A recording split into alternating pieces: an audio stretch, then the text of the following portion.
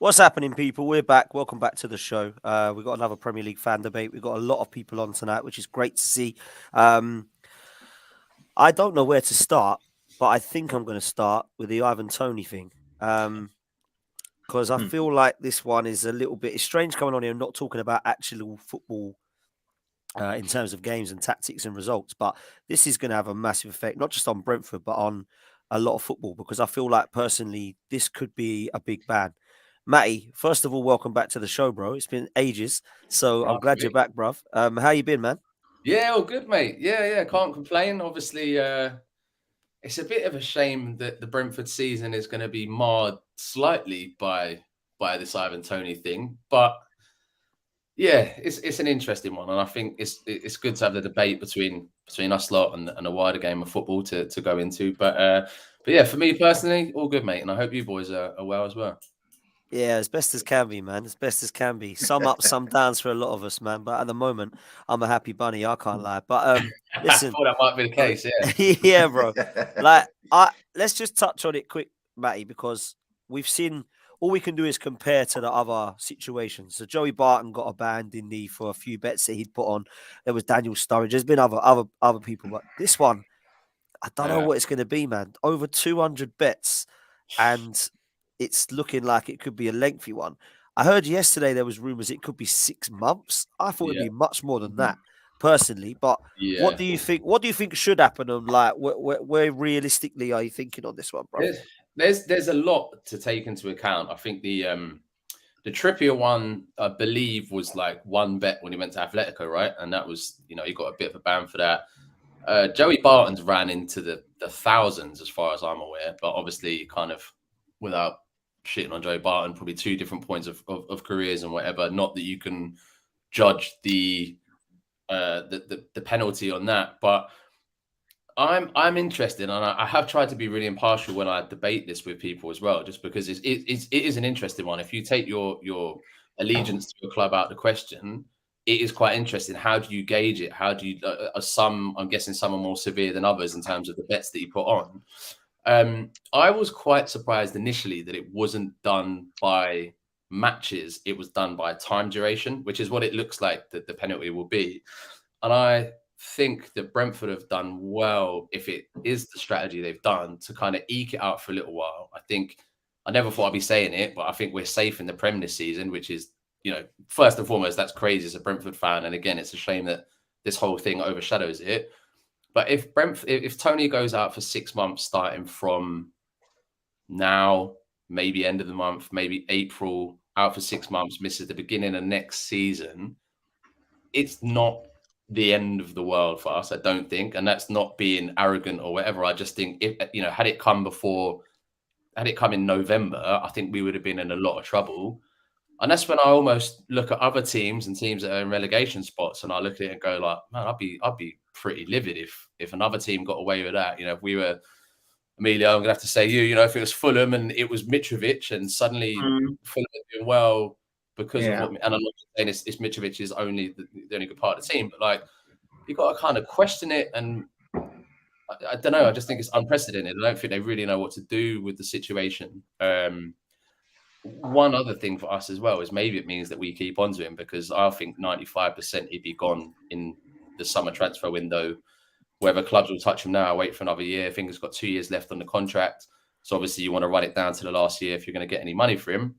But yeah, it's going to be interesting. And obviously, I don't know if you guys saw his like Instagram story earlier, and he was like, the FA have leaked loads of details. So I think they're trying to go on a bit of an offensive there as well. So it just, I don't know, man. The Prem sometimes just feels like it's run like a bit of a shit show, to be honest. And I feel like no one really, I know it's like unforeseen circumstances, but no one really knows how to deal with this. And I think the communication with the general public and football fans should be a lot more transparent than what's been so far. And I don't just say that as a Brentford fan. I say that, let's be honest, like there does seem to be a lot of kind of under the radar gambling. And I bet there's players from each one of our clubs respectively on it that have kind of done it or been guilty of it. So I just think everything needs to be a bit more clear cut in terms of what's happening and why it's happening.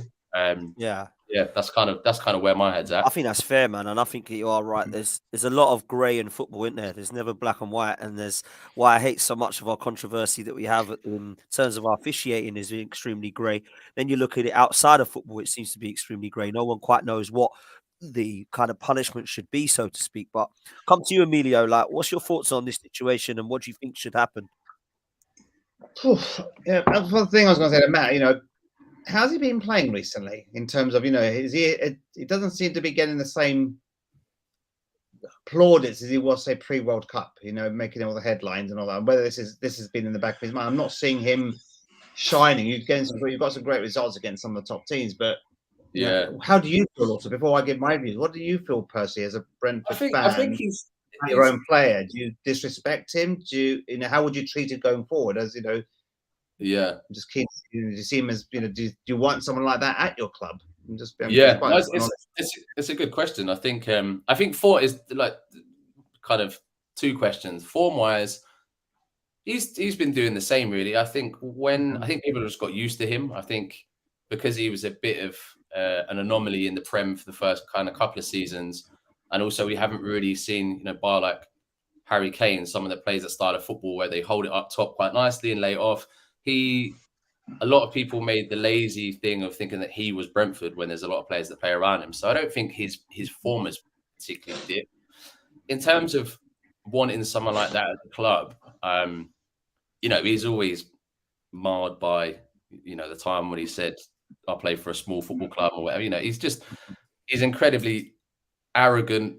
But you know what? Those players, when they're your player, you love them. It's like, and I think he plays that level of arrogance. I think the biggest comparison ever is like when people used to talk about Wayne Rooney and when he gets silly red cards and he'd be like, take the aggression out of Wayne Rooney. If you take the aggression out of Wayne Rooney, there is no Wayne Rooney. And I think that the level of arrogance and confidence that Toney has, and even if you just want to boil it down to a penalty technique, is what makes him him. So like a lot of the betting things were before he was at Brentford as well. When he was at Borough and Newcastle and wherever. So I don't personally. There's a million and one other things I'd have a lot more of a gripe with than someone putting stupid bets on. I just think the nature of the bets, which is still very shrouded in mystery at the moment, is when I will make my call at it. And he doesn't surprise me as someone that would bet on himself to bag a hat trick because he's that confident rather than just like a yellow card or something. So it would be interesting to see the 200 or 198 that he's found guilty for. But yeah, it's just that level of mystery at the moment. It's not great. It's fun to absorb. My view is similar to what Mark's just put on the comments. It's a conflict of interest, right? Again, does it directly impact Brentford Football Club versus betting, lower league betting, or other countries betting? It's like you said, but until we actually know the details, what bets, was it on him personally? Was it against Premier League teams? You never know. A bit like the snooker. You look at all the snooker, all these Chinese players being banned because they're all doing all the bets as well. So again, look, for the Premier League, I agree with you, man. They're a law unto their own. To be honest with you, they make their own rules as they go along. I'm not sure you can use previous examples. They should get a 6-month ban, 3-month ban. They'll do what they like. The Premier League have no rules as far as I'm concerned. I hope I don't necessarily respect them because they can do what the hell they like. They're so powerful, so financially orientated that who gives a toss about the fans, right? It's all about what the Premier League wants, what they want, they get. So, but look, you played without him for a few games. I don't think he's the be all end. A bit like Mitrovic at Fulham. Yeah, he's a big player for us, but if he was to do something similar, the football club doesn't stop with Alexander Mitrovic. It doesn't stop. I've been told you, the club is bigger than his players. And that's always my philosophy. No player is bigger than the club. And I've always said if a player thinks they're bigger than a club, they're arrogant like Toney thinks, they can go the other way. They can get lost and go nowhere near the club. So I'm always someone like that. If I found that Mitrovic is something like Toney, and it turns out those transactions or bets are detrimental and a conflict of interest to Fulham Football Club, I want him out the door. I don't care that he's a big player for us, top goal scorer. I don't want him anywhere near the club. So let's see what transpires. But for me, my view is, he's done wrong. He knows what the rules are. Ban him, but I think the length of ban will be depending on the point that Mark's made about the conflict of interest. Where it directly impacted him and the club itself and the Premier League. So yeah, I think there's a lot of unknowns still there. So yeah, there is, man, and I think we've got to get to the bottom of it before we can have a proper opinion about it. It's all hearsay at the moment, but I want to come to back to Matt in a minute. But Ash, Billy, and Dave, like, what does this mean for Brentford in terms of life without Ivan Toney? You know, Emilio said there that it might not be that bad, but he has been unbelievable for him, in my opinion, for the last couple of seasons. Do you worry that they might head towards the bottom of the table sort of way, or are they going to stay in and around where they are under Thomas Frank? I think this season they're more than safe, to be honest with you. I can't see them going anywhere this season. They've had a fantastic season. And if I'm right, Matt, they've had a few games this season where he wasn't playing anyway, and they've still held their own quite easily, you know. Yeah, exactly. So, so I can't see them going down. Maybe if it's a lengthy ban next season, that's when you might see it come into effect. But they've got a good team around them this season. They've got a solid manager there. So I don't think it's anything. Obviously, he is their best player, but it's nothing to worry about in terms of are they going to completely sink now? Because I don't think that's going to happen. Billy? Yeah, I completely agree. To be honest with you, I mean, looking at the table, Villa could be beneficiaries of a Toney ban. We're only 3 or 4 points away from them at the minute now. So if they start to drop off and we continue the trajectory that we're on, then we could be decent beneficiaries of that. I love that. But everyone else is worried about Brentford. Billy's just worried about what Villa can do. Always. It's the main priority. But no, I, to be honest with you, I think, yeah, of course, he's not having Toney in there will impact them, but I don't think it's going to be like Ash said. It's not going to be that big of an impact that Toney goes and they're all of a sudden in a relegation scrap or anything. You know, they could lose Toney and they could still stay above us. You know, it's one of them. You don't really know what's going to happen, so they're not going to just drop out of nowhere. You know, it's just one of them. Really, you're just going to have to wait and see kind of what happens. But Brentford will be fine with or without Ivan Toney.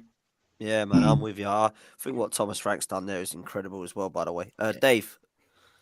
Johan Visser. Let me just say that name to you. I watched Nottingham Forest play Brentford on November the 5th. Remember November the 5th, right? And we all said as we walked into the City Ground, no Ivan Toney, and we were foolish. Because Johan Visser was outstanding. And Emilio is exactly right. The boys are all right. A club is an institution that is of a vastly greater size than one individual. And I thought Brentford that day, we hung on in the game. I mean, we scored for. I mean, Johan Visser, what a fantastic effort he put in, you know. And so Brentford, I've got immense respect for Brentford, not just because Matty's on the panel, but I just think that that Brentford are beautifully organised. They've got a tremendous stadium. They've made incredible strides in the community and as a football club in the pyramid. They've got somebody at Brentford can pick players because their recruitment is outstanding. I have no worries about Brentford at all. As regards Ivan as an individual, I mean, without being a football nerd and knowing his history, and obviously I'm older than you five put together. You know, if you go back to the 1960s, there was a betting scandal around Sheffield Wednesday. And an England international, a centre-half called Peter Swan, I believe, was banned for betting for life. You know, so there are precedents. I don't think it will happen in this case. I don't think it'll be anything quite so draconian as that. And I think there will be a ban. Ivan, I think, has done a good thing. He's come forward. He said, "Look, I've done wrong, and now I'm open to some form of redemption as a person and within my club." Where I do have a slight problem is that there's a lot of hypocrisy about. I read an article today. I mean, they're going to sort of swing the hammer down on Ivan. But, you know, there's a lot of football clubs that wear betting firm logos on their shirts. I've literally got a Brentford shirt on underneath with 888. Yeah, but the thing is, Matty, you've got a guy who, you know, in one sort of sense, they're saying, you know, gambling and betting and all this is wrong, and yeah, there are conflicts of interest and other. But then in other ways, they're kind of advertising, hey, have a bet 365 or whatever. You know what I mean? Yeah. So I do think there's a wider issue there. But to summarise, no, Brentford will be fine. Brentford will be fine next season without him. I mean, I use Visser because Visser is so ingrained in my memory from that game at the City Ground, where he played beautifully. I mean, well, he got a slightly dodgy penalty to start with, right? Sorry, Matty, I've got to say that. But he scored a beautiful goal to make it 2-1 to Brentford, and and there'll be other lads who want to crack up front. You know what I mean? At Brentford, so Brentford are on such a nice plateau of stability on and off the field. I think they'll be fine, and whatever the length of Ivan's ban. Yeah, man. Matty, do you feel like, just lastly, that Conference League place is up for grabs for a few teams, and Brentford are in and around that? Visa and Mbeumo, with Dave, I think both of them have been quality, to be honest. It ain't just been Toney. Do you think without him you could have a little sneak into that 7th position, or is Toney, without Toney, is that going to be too difficult, bro? I think it's there. I think it's almost in our favour that people that maybe don't want. And I feel appreciate not Brentford fans not watching Brentford games every week, but Ivan Toney's it's been great. His goal scoring in return is fantastic, but Brentford is very much a team, and very much. I remember the first or second podcast I came on with you at the beginning of the season, and we were talking about transfers and who we need to bring in, and I confidently but not arrogantly said, I don't think as long as we can keep Toney, I think we've got what we need. And I still stand by that. I think we've got people fighting for positions in most places. I mean, the one thing with Ivan Toney, if he goes, is we all know that there's a lack of that kind of number 9 at the moment. I don't think it's any coincidence that Mitrovic is doing the business at Fulham this year.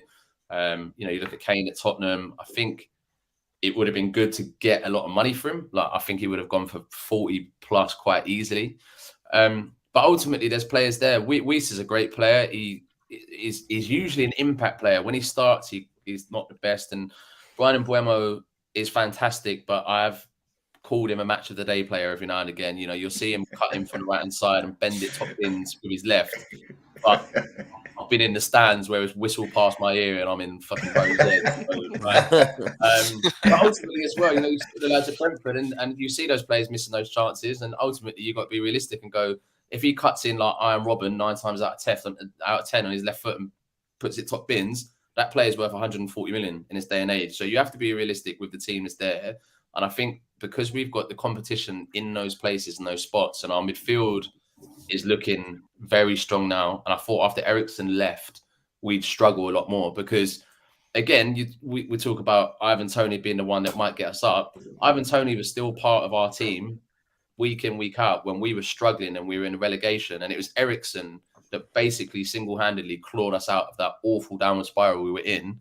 So it makes you realise there's a lot going on at the club. So it's sometimes, I appreciate sometimes it's boring talking to Brentford fans because all you'll hear about is us living a fairy tale at the moment. And if we get 7th, great. If not, we're not in a relegation battle. And I think you just got to be realistic sometimes and be like, if we go to Celta Vigo away in the Europa, I fear for my life and my marriage because, I mean, that's going to be absolutely... it's a far cry from Doncaster away. So, I'll watch this space, I guess. Yeah, nice one, mate. I love that. Man. I love that. Listen, I think you've been brilliant. I think, Fulham will come on to next have been unreal as well. And obviously Brighton deserve a mention, which D, I'd love to hear. D, welcome, mate. What's going on? Why did you have to start with that word? Like, Brighton, bro. I'm not going to talk about Brighton. You know why I'm not going to talk about Brighton? Because I already got my theory and I'm going to keep it between here because you lot are going to think I sound ridiculous. But all I'm going to say is don't be surprised if Palace somehow finish above Brighton. I'm just saying that. No. It sounds ridiculous right now. But if you look at the whole context, who they got coming up, who we got coming up, before the Stoke game, they lost against Fulham. Fulham are a very good side. They drew against us. Brighton are not that far away. So yeah. Anyways, how you did, Dan? Are you right? How you did? I'm good, man. Brighton. I'm good, man. Why do you start on Brighton? I'm not going to start you on Brighton, man. But if you finish above Brighton, you've actually got to try and win a game this year, man. Have you done it yet? Have you actually managed to win a game yet? What's going on? No. We got March 19th, I think, or 14th, or whatever it is, or 16th. I'm not too sure. Oh, is that when you're going to smoke us at the Emirates? Yeah, that smaller North London side. They call it Arsenal, but they used to be Woolwich Arsenal not that long ago. We're waiting for that big day. We're waiting for that big day. Another South London. Well, it should have been a Gonna South save London your derby, season that win, yeah. Yeah. Well, we got Villa. We got Billy's team on Saturday. Yeah. And in that preview, you still managed to somehow mention Brighton as well. It was your fault. Yeah, we done a preview video, but look, Lukonga is nice as well. Look, we'll talk about Palace anyways. I don't want to take the floor when there's others as well waiting. Nah, it's cool, man. It's cool. Lukonga, just quickly, how is he? Is he actually been doing all right? The thing is, he's doing the basics, but that's how much we've needed a midfielder. Like, he's doing the basics as a midfielder. He looks like a midfielder that can actually get the ball, make forward passes. And oddly enough, he actually knows where to position himself defensively. I think that has been the biggest surprise. Because when he did join Palace, there was that question mark. His defensive work, he seems a bit clueless. Well, he did at Arsenal. But even against Liverpool, like, he was tracking back well. And he just done the basics, really. It's just a basic. So it's not something he's doing that's incredible. It's not Conor Gallagher-esque. Not so far anyways. But it's just that we had Jeffrey Schlupp in midfield. So once you put a midfielder there to play in midfield, I mean, you're going to see some improvements. No, regardless of his defensive work. He's just a midfielder. Let's just say that. He's a midfielder that knows what to do. He's a midfielder that's better than Jeffrey Schlupp, so you're happy. Do you know what I mean? I mean, yeah, there's a few people here that's probably better than Jeffrey Schlupp in midfield. It's not really a hard thing to do. But the fact that we was in 2023 playing Jeffrey Schlupp in midfield, yeah, we desperately needed someone and he managed to come in. But I'm seeing Arsenal fans say 35-40 million pounds. I don't know where them figures are coming from because he's not worth that much. They think he's Conor Gallagher. Unfortunately, he's not that good. Nah, man, he ain't. I reckon we'll be lucky to get 10 if I'm honest with you. He's been a bad buy for us. It's not that bad. Well, it doesn't look that bad anyway so far. But I know what you mean. Based on his Arsenal form, yes, 10, but I think somewhere around 15-20 million pounds. There was actually a report that came out. We spoke about it on our channel that Arsenal are willing to basically sell him, or they're open to selling him, Toney. It's from the Times, and there's other player, Tavares as well. Yeah, so I don't think it's out the window. But for us, it's just a bit hard right now to determine because one, he's only played 2 games, and second of all, we don't know who's staying or who's going in the summer. So yeah, but he's been good. He's been very good for us in midfield, doing the basics right. Fair play, man. I reckon he'll learn a lot off Vieira. He's learning off the best there, in my opinion. So, hopefully they can turn him into a player for your sake and potentially our sake. I'm sorry, but funny how he came to Palace and all of a sudden he's getting more out of these players than Arteta has. All I have to say is that, like, it's taken 2 games. I'm already saying Lukonga. That's what I have to say. It's funny. I just realised right now, but you know, that's another. Listen, if you want to big up Vieira, I'm all for it, D. You know what I'm saying? So I'm all cool with that. I'm calm with that. It's calm. Yeah. Let's move on to Fulham, man, because Fulham deserve a hell of a lot of mention. Like, I can't lie. Like, Emilio knows that they've been the surprise package for me, and they keep surprising. Like, FA Cup recruitment. Like, somehow Willian is a half decent player all of a sudden. This Manor Solomon kid looks wicked, like ridiculously good. 4-4. King Solomon. King Solomon, yeah. Paulinia, what a player he is. Quality. Mitrovic, obviously. Emilio, he must be loving life, bro. It's it's the road, the gravy, the roller coaster ride continues, right? I think we're not getting as many plaudits as I would have expected. I think I see, if I look independently, Brighton seem to get a lot more respect than we do. Newcastle, for example, get a lot more respect than we do. But you look at the table, we're above Brighton. We're 2 points behind Newcastle. I think they've got 2 games in hand. We've actually won more games than Newcastle United. So they got to a final. We've got to the FA Cup quarterfinal. So look, there's little between some of these teams around us, and we just keep going on. We keep believing in this team. Some of our recruitment has been amazing. Paulinia, there's a lot of speculation about him going in the summer. He won't go. There's no need for him to go. He'll stay at Fulham Football Club for the next 2 seasons. We've made a bold move, 20 million for him in the summer. He's been superb. I know he picks up the yellow card, 10 yellow cards now, but I'm happy for him to get stuck in. That's what we've missed the last few times we've been in the Premier League. We've had all these prima donnas in midfield, we're not willing to put a tackle in there. He gets in there and gets stuck in. And even against Wolves last week, with the early yellow card, he was still our best player. he got stuck in. He was winning tackles. He was fair and square. And this man is incredible. When you saw the goal he scored against Leeds on Tuesday, he's capable of doing that. He scored at the City ground, didn't he, as well, Dave? I didn't see. Oh, beauty! Almost, Emilio, a Xeroxed copy of the goal he scored against Leeds. He's outstanding. I would say he's almost the signing of the season so far. Yeah, I think so. And the recruitment in the summer has been very good, very shrewd. But it's a togetherness, right? It's a belief. I think confidence within the club.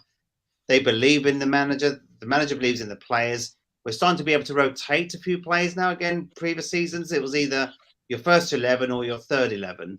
Against Leeds United, we made 7 changes. We weren't on our best. We still won 2-0. 2 years ago, you might have got a draw, maybe penalties out of that. So there's the Brighton game a fortnight ago.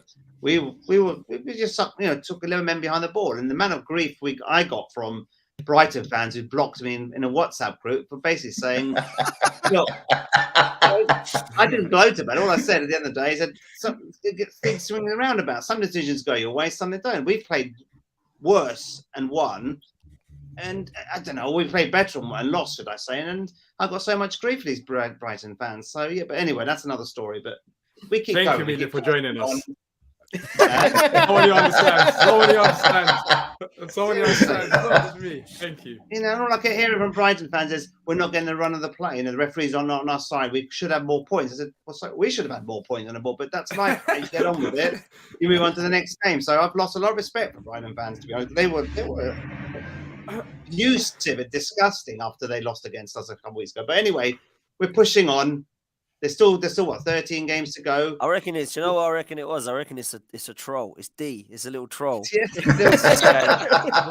pretending to be Brighton fans. I've got a million things to do than to pretend to be a Brighton fan. I think that's embarrassing. Like, I can't even troll Brighton and pretend to be a Brighton fan and troll. Literally, like, what? So I'll be Brighton/Arsenal, Brighton/Man United. There's 2 teams. And to be told where to go, F off this, F off that. Yeah, see you next Tuesday, and I just press it. They say see you next Tuesday, but you're facing Chelsea. It's because they're going to be the Chelsea stand. They're going to be there again with Chelsea. I said, look, a bit unnecessary. What I'm just saying is we didn't play well, but we won. You did that under Chris Hughton many years ago. He said, we've done like that. You can get lost, and I got blocked. So, anyways, that's can you not mention that name, Emilio, please? Chris Hughton. Sorry, Dave. I can't believe that's my bad. My bad. We said Brian. I was like, Dave, finally, you're on board as well. I was like, what's going on, man? We talk about Brian. I was like, what have I missed? I was like, I'm getting excited. But look, I think we're pushing on, right? We've got 13 games to go. We're safe. I think I can safely say we are safe now. So quarter-final against Man United, would have preferred another draw, but hey, nothing to lose. It's one game, knockout game. What have we got to lose? Man United have got a lot more to lose. We've got a lot to gain. So hopefully we can go out there and maybe surprise them. But look, I'm very happy.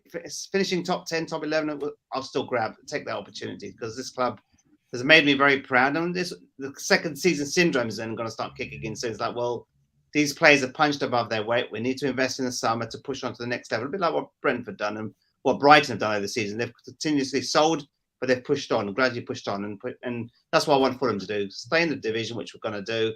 Get a cup run. We're almost there at Wembley, 1 game away from the semis. And we've got a lot to be proud of, this club. But, Liverpool have now overtaken us on goal difference. But we're only 2 points away from Newcastle. And I think that's the thing. They've got into your Premier League team, Dan. I keep going on about this. I should get promoted. Come on. Yeah, listen, it's getting close. I'm going to replace you with Lawless, man. I think. Yeah, absolutely. Is that man still on that show? We need to replace him at this rate. What are you doing? You never know what you're doing. How is Lawless still in the Race for Europe show? They're literally on the verge of like relegation. They're sitting. I keep trying to knock him down, man, but he keeps coming back with we're still in Europe. Honestly, when is that game happening? I feel like I don't know, but as soon as they go out, he's going to come down and join you. When is it? When is full-time whistle goes? They've got a bloody Larnica. I mean, what is that? Is that something out of Matrix or something? What is that? I mean, isn't that some kind of chemical? Yeah, that sounds like a creature. Rub some Larnica on it. Yeah, Larnica. Yeah. Sounds like a creature from Lord of the Rings or something, doesn't it? I mean, surviving so long. I don't know how it's surviving so long. It's like the Conference League. They're not even playing. Like Europa League, Champions League is underway, but Conference League is. I guess the next round they're waiting for the next, because there was a knockout stage with Man United, Barca, and now everything's sorted. I guess it's time for them to actually play some football. Then again, they got lucky. I don't know how he's in that competition. I honestly don't. Listen, it's painful. It's painful for me because he's smug about it as well. But it won't last for long. It won't last long. Trust me. But like seriously, Emilio, like you look at realistic expectations for Fulham, and I honestly believe this is realistic. I think you can push for that 7th spot. I think that a cup run. Now you've got Manchester United. You might look at that and think, well, we'll give it our all. But if you lose to them, you can't sit there and say it's a disgrace because they're a good side. So just to even put in the same sentence earlier what you said, Liverpool unfortunately have got ahead of us now on goal difference. That's saying Would you right? even imagine of saying that in August? Exactly. Do I want Europe football next season? Probably not, to be honest with you. For me, it's strengthening the team, pushing on. I know you say pushing on with top 7, but I suspect Liverpool will push on from here. They've gone through a bit of a rocky path. They'll get better. They'll get more points. It's basically between Brentford, Brighton, and Fulham to sort of fight for that place. We've got a big game against Matt and Brentford on Monday night. So again, we can get something out of that game and not lose that 6 point. And then maybe that 7th place is up for grabs. But do I want that to get in the way next season? I'm not too sure, to be honest with you. I think I'd rather build on the foundations we've got this season. I don't want a sort of a Conference League distraction. I'd rather focus on the FA Cup and focus on the domestic cup rather than an international or European league. So if you gave me 7th place, I'll take it. But do I want European football? Not particularly. I don't think we're ready for it. And I worry that might compromise our position in the league and jeopardize our ability to push on in this league. So you can ask other Fulham fans. There might be mixed views there, but my preference is do well this season, which we've done, push on next season, be more competitive even in cups, in the League Cup and the FA Cup done this season, and grow from there. But I don't want European football if it's got to compromise our ability to develop and mature in the Premier League. That's with you. Fair play to you, man. Ash, to come to you, man. You must be thinking, must be a bit jealous of Fulham, man, the way they are acting at the moment. But I've got to be real, man. I didn't watch the FA Cup game against Blackburn, but it just kept going to the goals, and I was just thinking, oh no, I just thought of you. I thought, do you know what? You said to me after the Arsenal game, you said to because me and Ash met up before and after the game, and he was like, oh, if we lose this one, we just can't lose Tuesday. That's all that matters. And I was just like, oh, Ash, this is not good. Mate, you missed James Maddison massively. I mean, against us, Ash, you literally had one chance that went wide, to be fair. It was the most dominating 1-0 I've ever seen, I think. But I think for me, you've definitely got... I'll say 2 things, actually, right? Your left back looks quality. I say that. He is. He looks quality, that left back. And the other thing I'll say, I mean, I only saw the highlights and the goals of the game, but that keeper is better than Ward, surely. Is it? Yeah, he is. I know there was some questioning on his positioning for the goal that was conceded, saying he was a bit far over. But to be honest with you, Dan, I've never, ever, ever been Rodgers out. You know, as long and as bad as we've been doing on this podcast, you know, I've been very, very fair to Rodgers. But it's the first time I've genuinely sat there and questioned, what's he doing? You know, he started Dan Amarte at centre-back. We've just been and signed a centre-back who's been playing out of his skin. He's fantastic.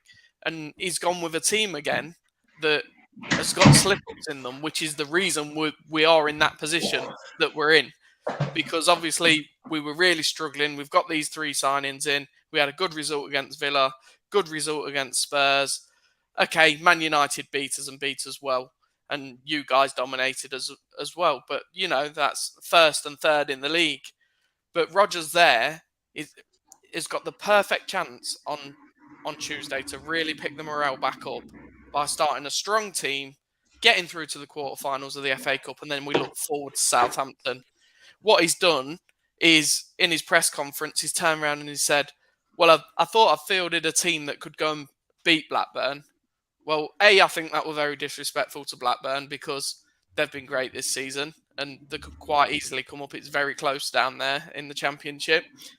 And B, has he not been watching Dan Amarte and Luke Thomas all season?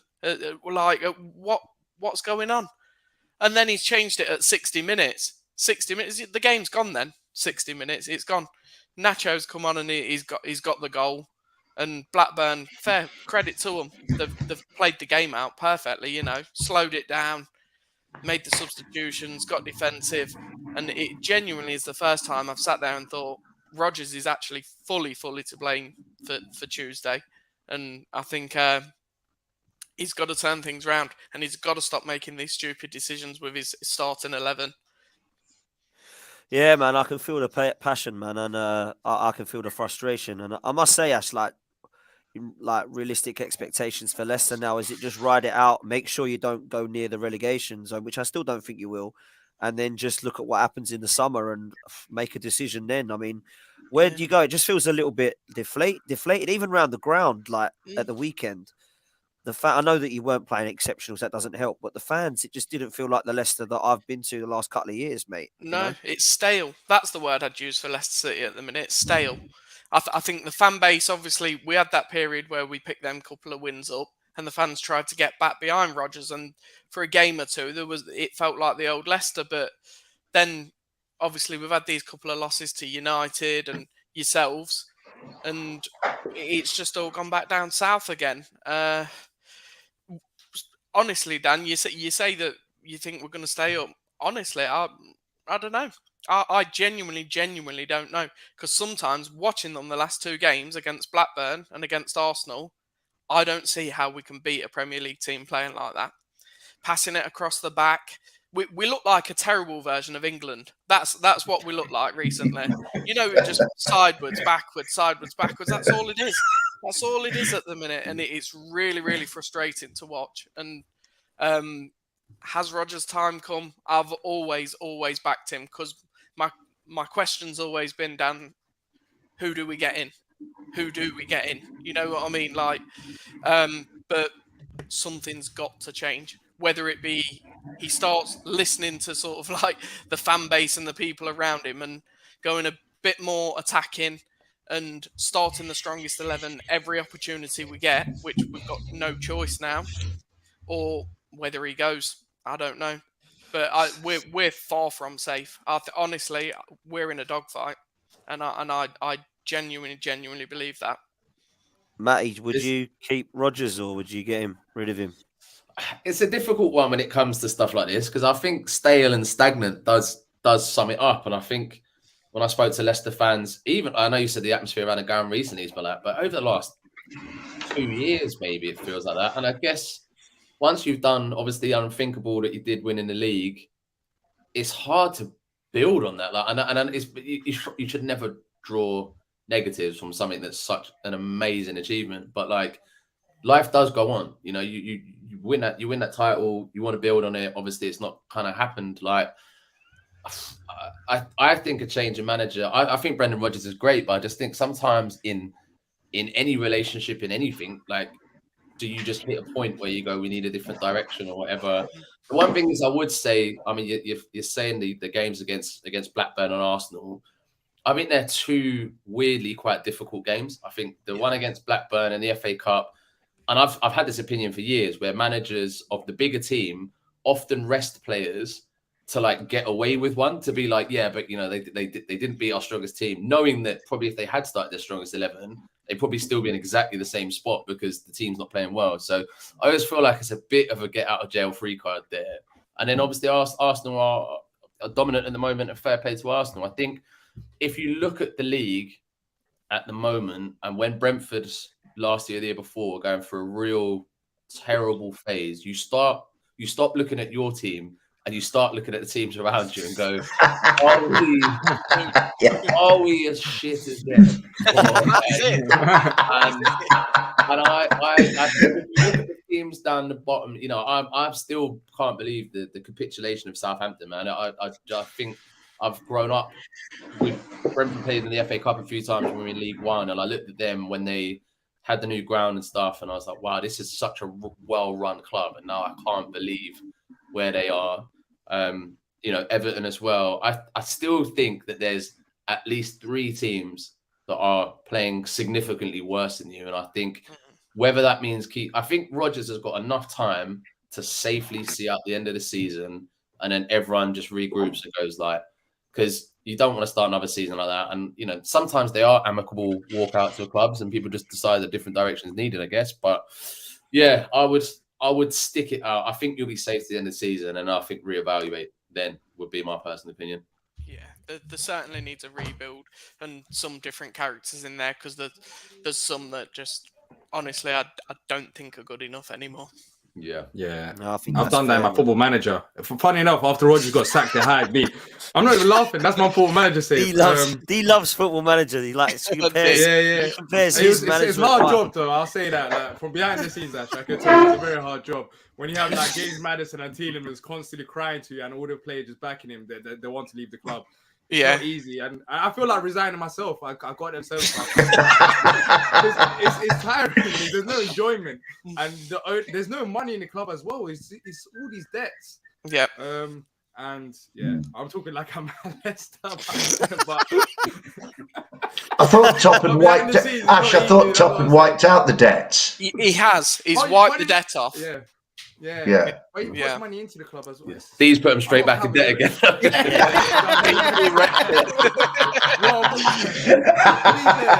bought Calvert-Lewin for like £60 million, and he's one of the better forwards in the whole league. It's worked out though. He's one of the better forwards. That's what you need to do, mate. Dominic Calvert-Lewin, put yourself in debt. There you go. Oh, honestly, And also some of the contracts are ridiculous. Like Ricardo Pereira for like 120,000, and Jamie Vardy, he's on high money. It's not easy. Johnny Evans, and they don't want to leave. So yeah, we're not mentioning Vestergaard and Bertrand here, are we, guys? You know what I mean? I'm to get rid of them. This is. Is you putting yourself forward for the job, D? I'm already at the job, and I feel like leaving. And I've done well. It's tiring. Because no one wants to stay there. I just want to know how bad Palace must be on Football Manager to actually go for Leicester over Palace. You know what I'm saying? I start unemployed, and then I just go from there. And funny enough, I always do this. I start unemployed, then I get a job, and I get bored after 1 month. So I was over in France. I get bored, I resign, and then I wait for the next job. And funny enough, I got Leicester. And Patrick Vieira was at Arsenal, and I beat him a few times. So yeah, pretty much sums it up. Is that an omen? Is that why you're going to smoke us at the Emirates? I remember about a year ago, 6 months ago, people talk about Vieira is the one to take over from Arteta and all of this, all of that. Let's not forget about that. Yeah, let's not act like Arteta's an angel for you guys. I like Vieira. Let's not act like Arteta, because you know what was asked for Vieira like about 8 months ago. So let's bit longer than that. Bit longer than that, D man. Bit longer than that. But they were, to be fair. Listen, got to come to you, Bill. Aston Villa on the up, man. The first thing you said to Matt was, "Oh yeah, we might be able to get in front of Brentford now." Realistically, though, man, what's going on with Villa at the moment? Are you feeling happy? Yeah, I mean, we went through that the 3-game rough spell. Obviously, started off with Ash's Leicester, lost to them, lost to Man City, lost to Arsenal. So it was a big game at the weekend to try and get ourselves back to winning ways. And we did. And don't get me wrong, Everton at Goodison Park, it's always a tough game. And it was, particularly in the first half anyway, they were the better team for long spells.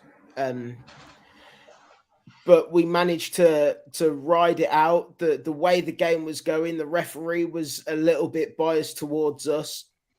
So the Everton fans were well up for it. And it was kind of playing into their hands a bit. Half-time came, and that kind of started to change.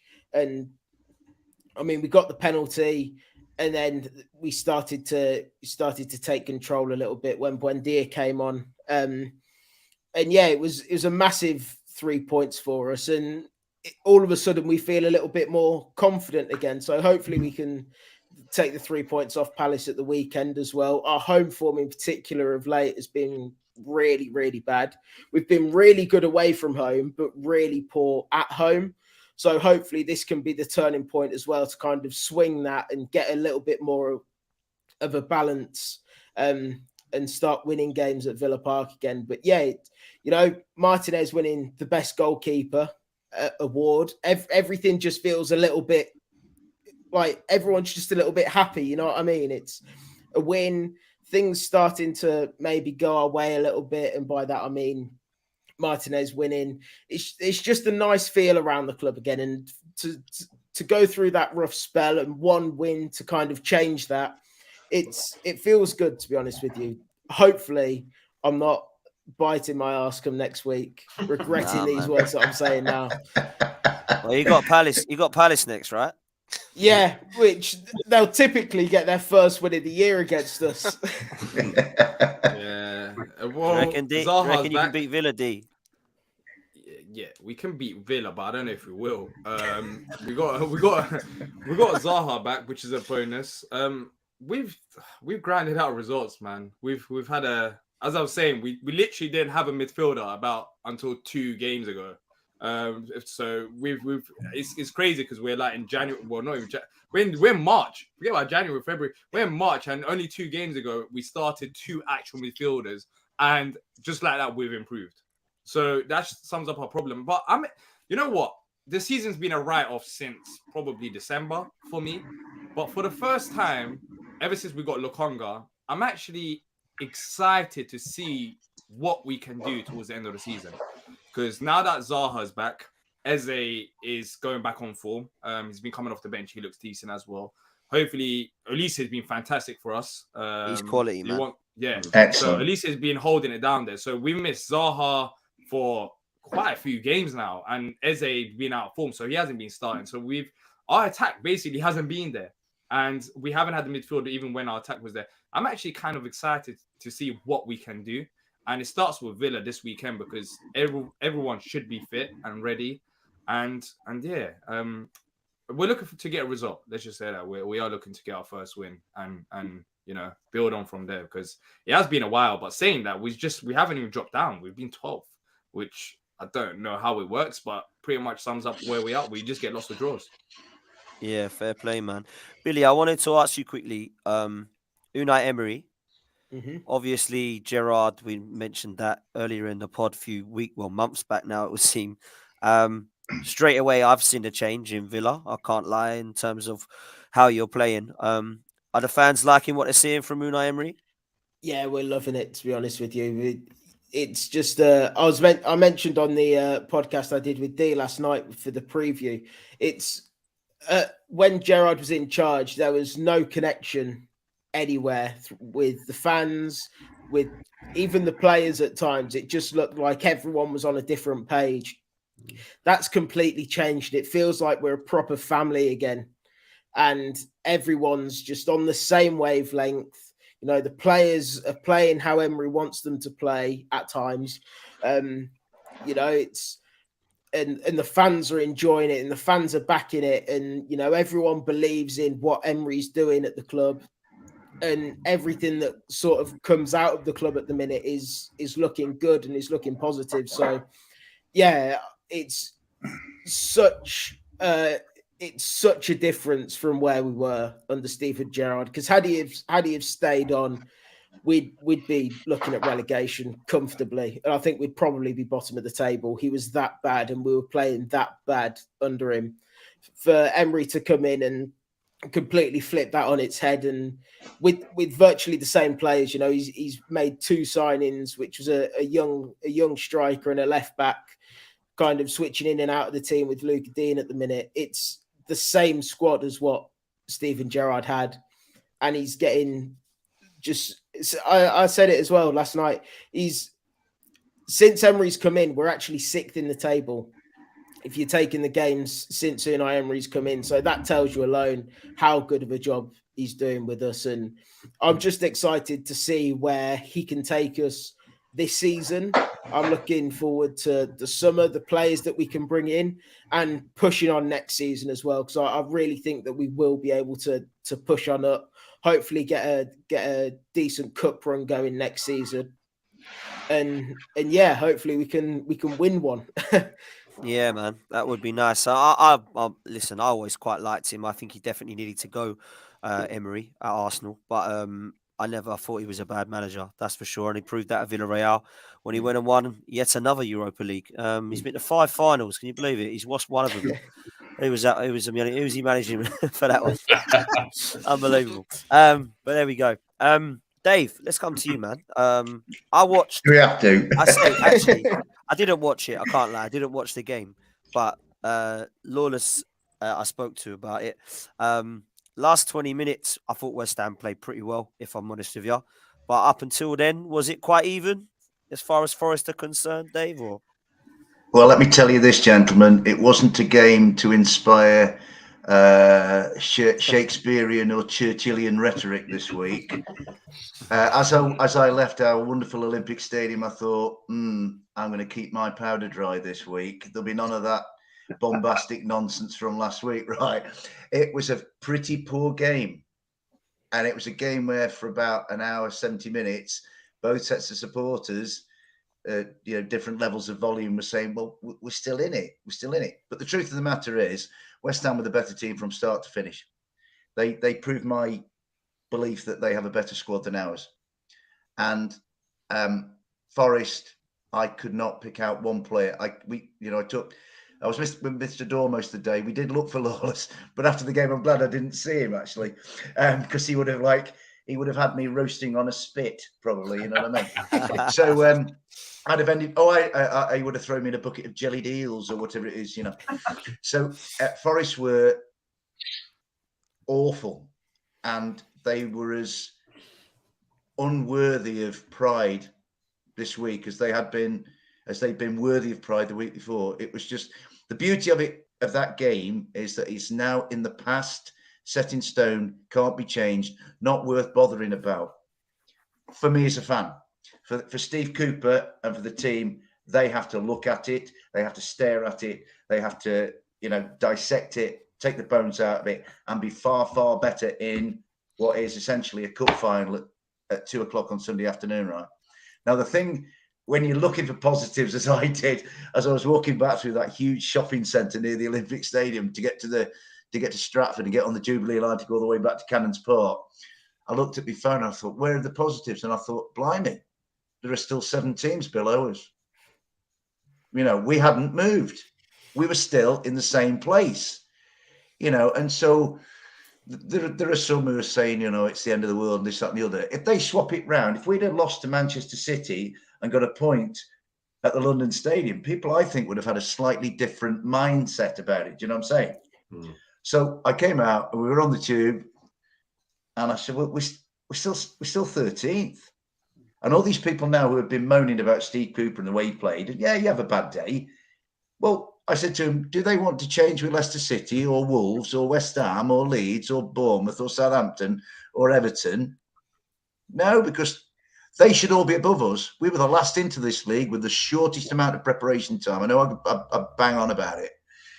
And with a pretty much a championship level side with 30 new signings, whatever, to still be 13th, sorry about that again, to still be 13th was like the consolation.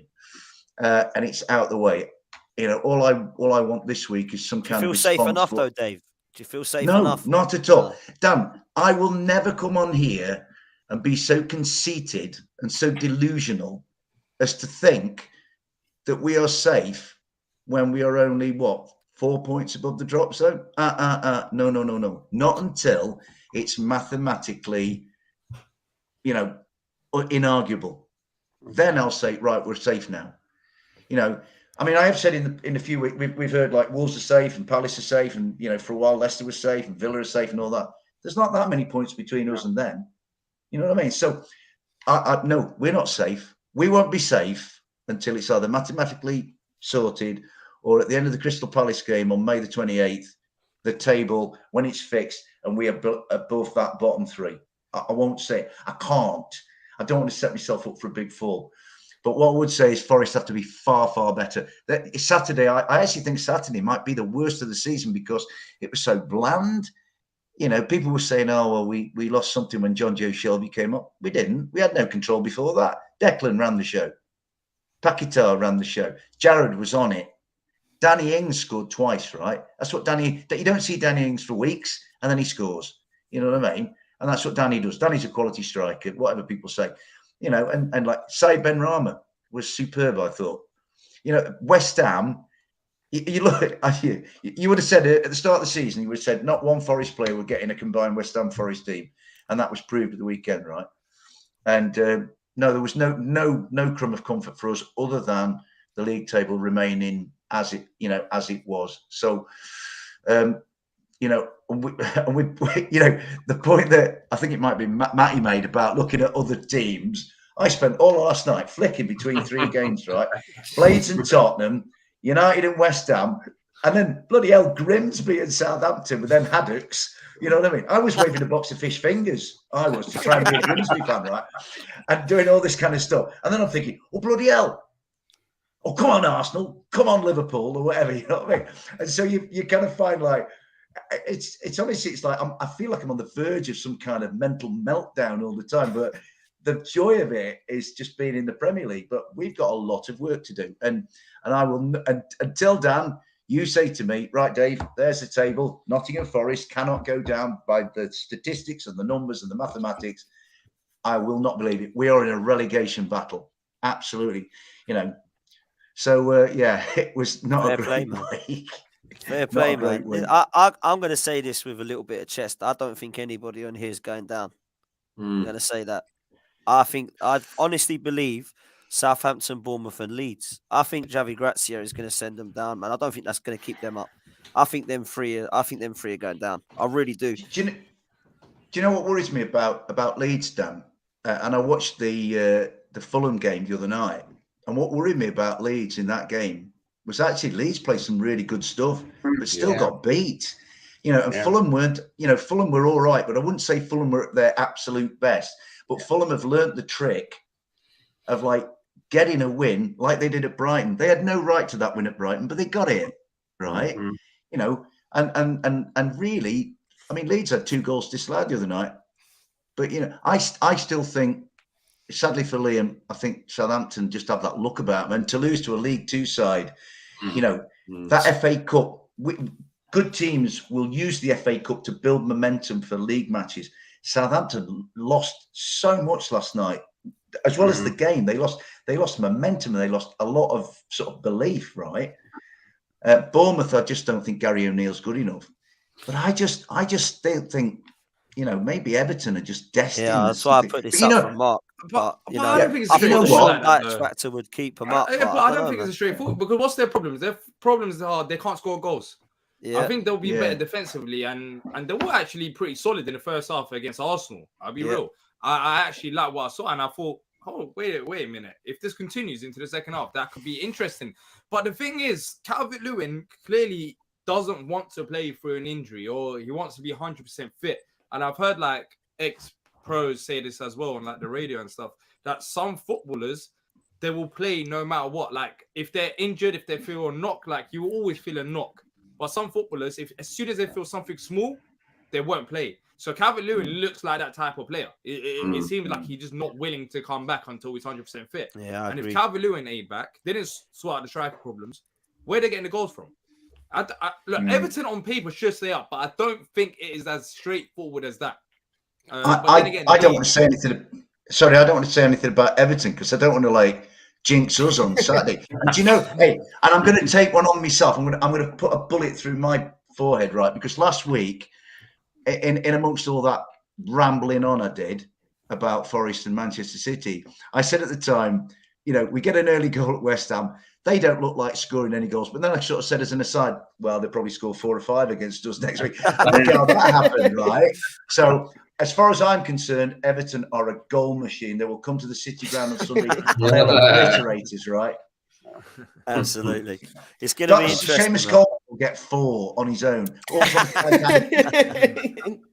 It's going to be interesting, man. Boys, before we wrap up, FA Cup draw, obviously Man City, Burnley, Man United, Fulham, Emilio, not the best for you guys. Sheffield United, Blackburn Rovers, Brighton and Grimsby. I can't see Tottenham Hotspur on there. What happened? Anyone see what happened there? Like anyone see? Well, they got a new go-kart track under their ground now. So. Oh, that's all right.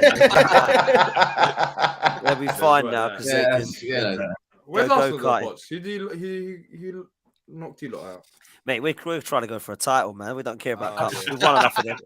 We won enough of them, mate. We're We'll not see, we're not we'll a see, small we'll club. see. We're not still chasing our first trophy in 70 years, mate. Do you know what I mean? Yeah, We're all good. I know. Talk to Maz about it. I mean, they're chasing for it. Brighton still in. Oh, I yeah, know they are. we ain't Brighton chasing are for no still in trophy. the We FA ain't got Cup. no trophy to chase for. So I know you're talking to me because we're not in any competitions. We're out the League Cup, out the FA Cup. Well, League Cup is done. Out the FA Cup, and we're not going to win the Premier League, are we? So yeah, talk to Maz about it because they're chasing the trophy, not Mate, us. Brighton are proper chasing the trophy. They got Grimsby. Oh, that's a hell of And a I draw. feel as like, well. and as I mentioned at the start of the show, I know it sounds crazy, and I know you guys think I'm being crazy right now, but that FA Cup can also impact the league performances. I've seen it time and time again. I've seen it even at Palace.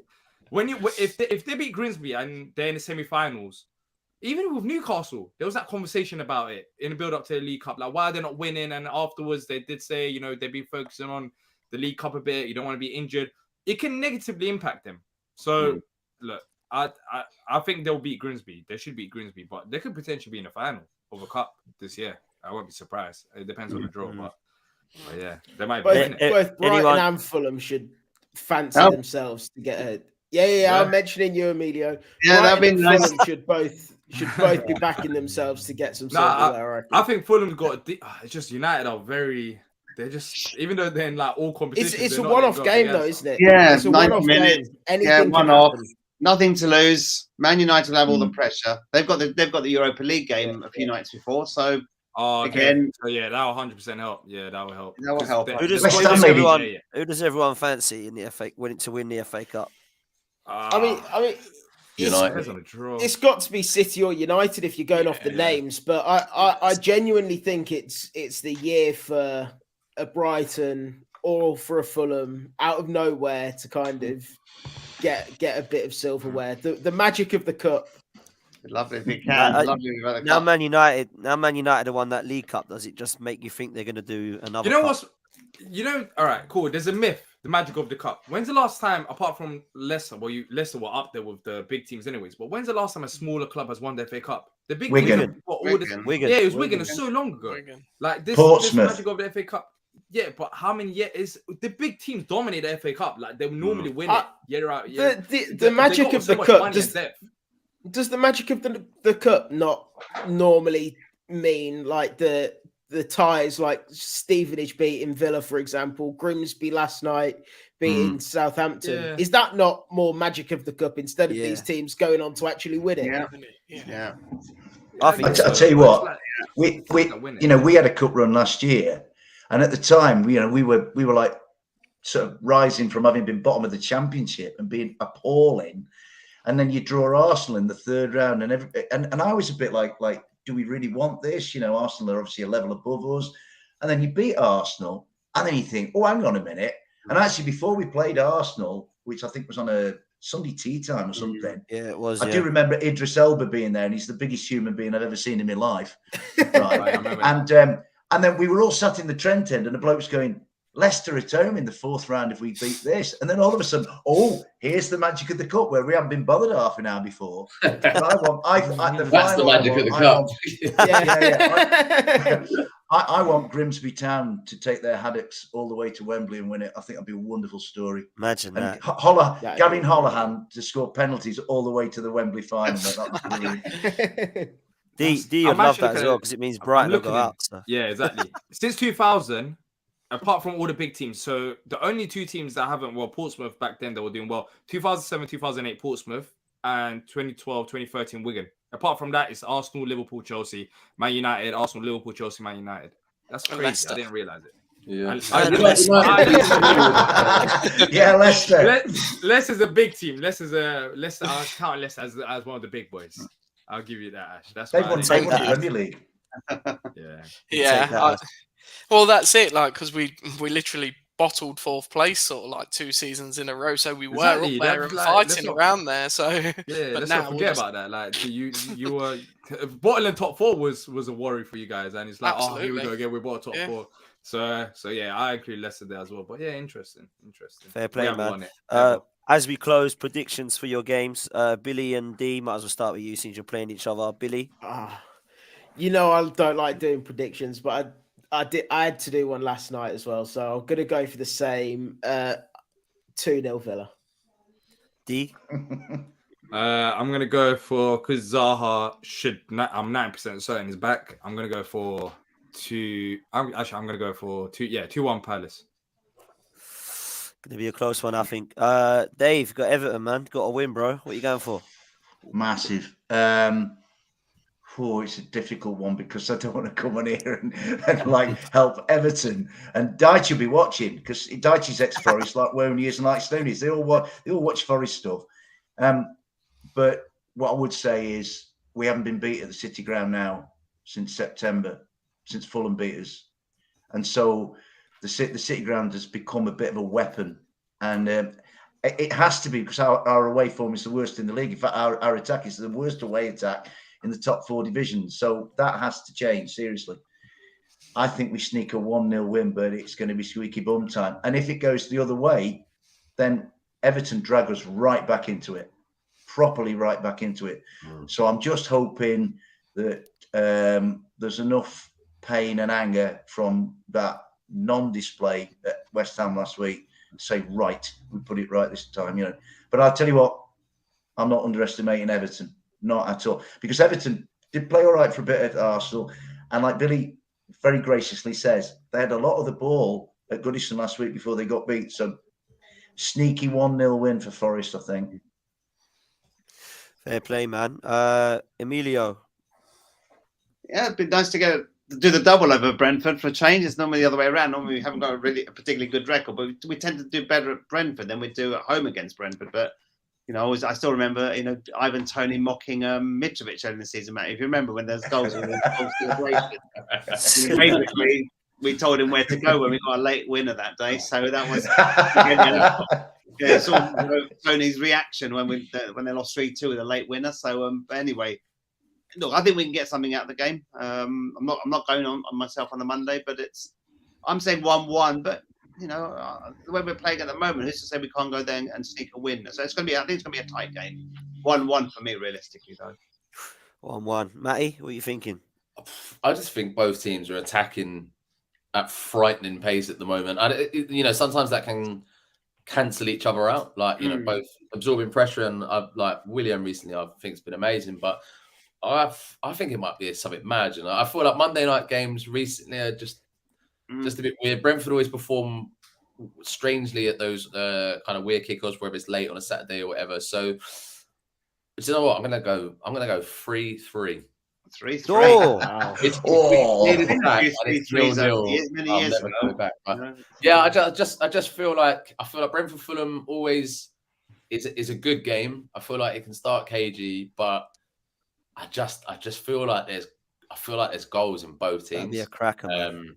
And you know, you got the counter-attacking play, but Brentford have got their set pieces attacking are great, defending set pieces awful. So I mean, even if it's not the counter-attacking play, I feel like there's set pieces in it as well. So I think it's going to be quite a free-scoring game. Apparently, you're wrong, Matty. Arteta says Toney tells me it's a Brentford win, so you're going to win, mate. You'll be fine. Ash. Yes. Mate, tell me you're going to get 3 points against Southampton, bro. Madison's back.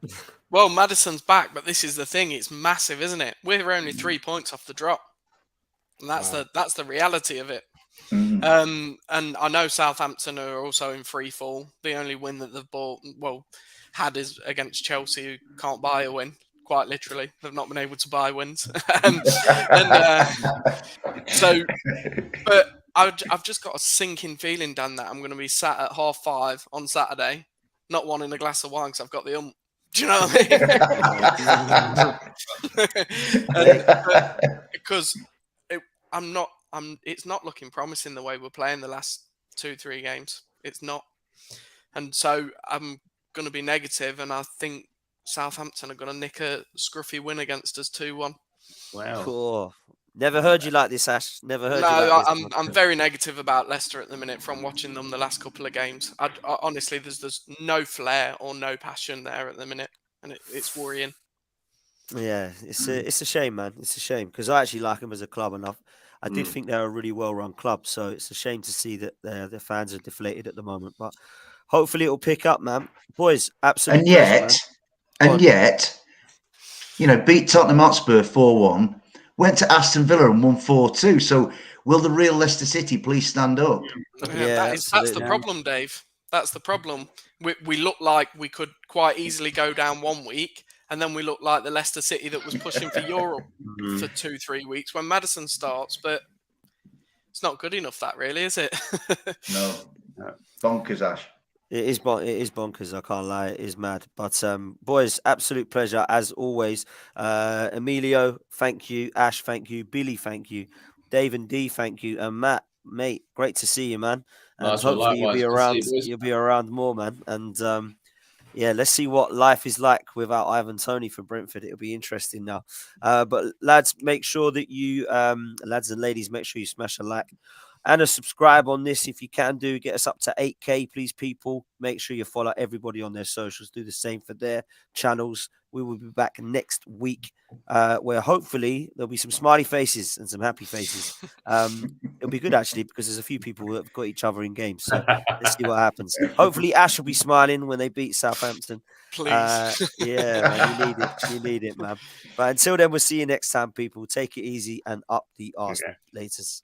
Cheers, guys. Good night.